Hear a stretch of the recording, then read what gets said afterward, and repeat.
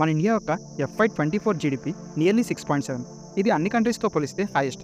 అది సరే కానీ ఈ జీడిపి అంటే ఏంటి?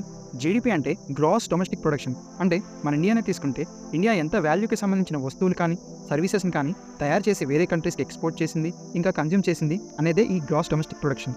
అసలు ఈ జీడిపిని ఎలా క్యాలిక్యులేట్ చేస్తారు? ఫర్ ఎగ్జాంపుల్, ఇండియా అనే కంట్రీ 2024 మొత్తంలో 100 కార్స్ని తయారు చేసింది అనుకుందాం. ఒక కార్ వాల్యూ 100 అనుకుంటే 100 × 100 10,000 అనమాట. అంటే ఇండియా దాని రిసోర్సెస్ని ఉపయోగించి 10,000 రూపీస్కి సంబంధించిన ప్రొడక్షన్ని తయారు చేసిందనమాట. అండ్ మళ్ళీ నెక్స్ట్ ఇయర్కి 106 కార్స్ని తయారు చేసింది అనుకున్నాం. ఈసారి టోటల్ వాల్యూ ఎంత? 10,600 అనమాట. అంటే ఈసారి ప్రొడక్షన్ 6% పెరిగింది. ఇక్కడ ప్రొడక్షన్ అంటే జీడిపి.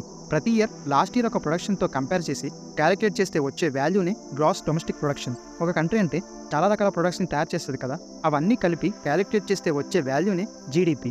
నెక్స్ట్ పార్ట్లో ఇంకా జీడిపిని ఎన్ని రకాలుగా క్యాలిక్యులేట్ చేయొచ్చు, ఎలా